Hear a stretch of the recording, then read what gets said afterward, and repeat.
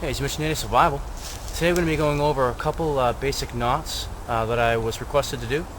And I've also seen a few mistakes done on some of these knots by some guys. So we're going to go over that as well. Stay with me. Alright, so this is a quick reference. This is my Boy Scout Handbook, 10th edition, when I was in the Scouts.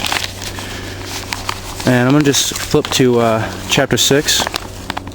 The book's kind of hurting, man. It doesn't have a cover on it anymore and stuff, so let's put a paper cover on it. I'm going to flip to chapter 6 and go to page 148.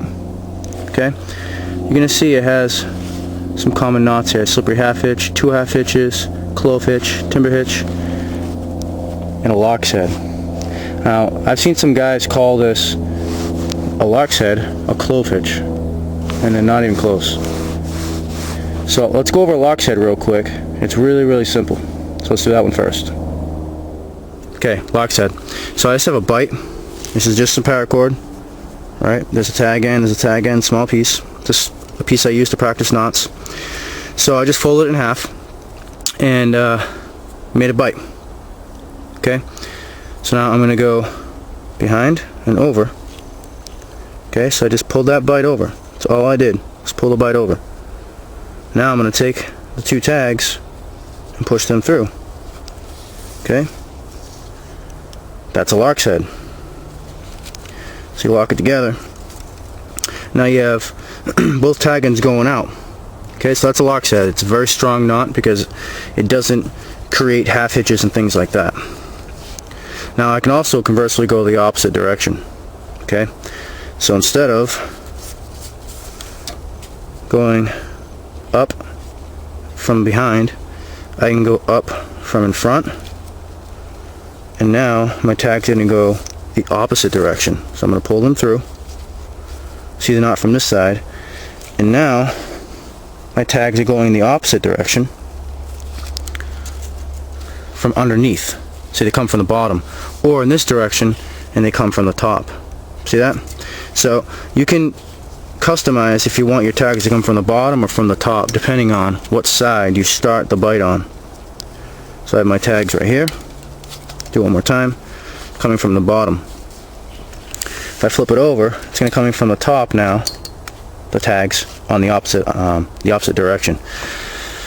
So again, it's a strong knot. Now, one application would be to put this lark's head into your grommet corner, or a grommet on your tarp. And now you have 2 tie outs that can go to 2 different stakes or 2 different trees, whatever you want. Works really good for corners, because then if this is my corner, I can have one going this way, one going this way, keeping my corner exactly where it's supposed to be. Okay, so this is a lark's head. This is not a clove hitch. So now let's go over the clove hitch. Okay, same page, 148, 10th edition Boy Scout Manual, clove hitch. Very simple. This is my initial run. I go over, I cross, over, and I go underneath. So let's go ahead and do that. Okay, so clove hitch. So I'm going to go over what I want to tie to. Okay, I'm on the right side. Now I'm going to cross. Okay, and come back around. Now all I'm going to do is go underneath my cross, right here, my cross member. Put my tag right underneath that, just like that. That's all it is. That's a clove hitch. Tighten both ends, and it rotates a little and then tightens up. Now it's a good strong knot. Okay. Now there is a way to make this better. It's called a constrictor knot. Okay, so let's do this clove hitch one more time, and I'll show you the difference on how to modify into a constrictor. Okay, so I'm going to go over my piece. Sorry for the shadow, I'll try to tie it lefty. I'm going to cross.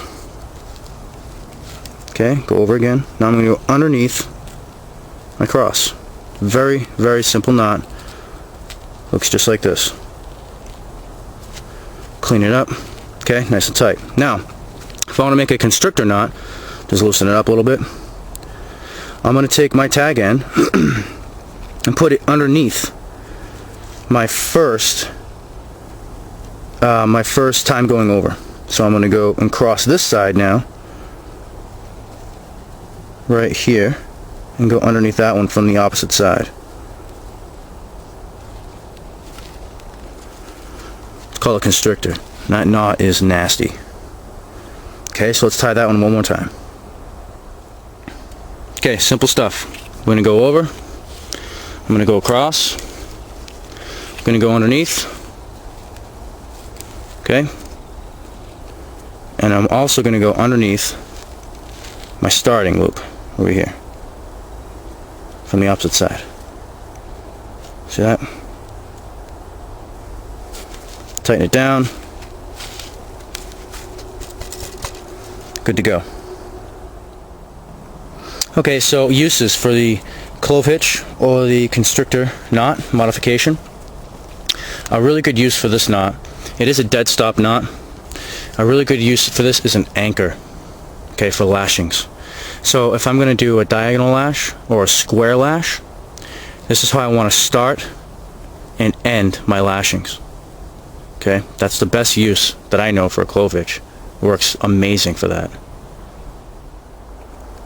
Okay, so the bowline, another request knot. Super simple. Take your tag end, bring it down, make a loop, hold it there.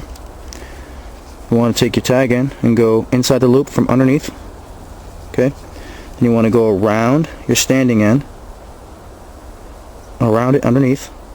Okay, and back through your loop, this time on the top.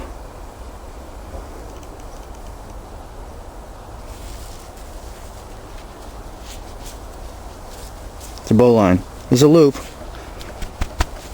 that won't tighten up, it won't slip on you. It's kind of like a chain link. It has a lot of awesome applications. You know, whenever you want to grab something without having it tighten up on it. Sometimes I put bowline into a bowline. So I'll have two loops going into each other. The main use that I give this knot, the bowline, is for fittingly my bow. On one end of my bow, I have two half hitches. On the other end, I have a bowline. That's on a quickie cord. When I want to make a permanent cord, I then go with two bowlines. Okay, so for my bows, I use bowlines. On my permanent strings, for my bows, I use two bowlines, one on each end. And I just tie it so it's a perfect length for my bow. It'll give me the right brace height in between my handle, which would be right here, and my string right here. So I tie one bowline really small, so it's permanently on my nocks. The other bowline is a little bigger, like this. So it's large enough to be around my limb, and when I bend my limb, I slide this up until it slips in the nocks from the bottom, so going up the bow. Okay, so I use a bowline for my bows, and it works amazing. It doesn't slip, so it's not gonna stretch on you. The knot won't stretch. It won't have any give. So if you experience any stretch in your bowstring, then it's only coming from the string itself after that. It's a very stable knot. Alright, so we mentioned Native Survival. Appreciate your views, your comments, and your support. And whenever possible, try to use a book for a reference. They do come in handy. See you in the next one. Take care.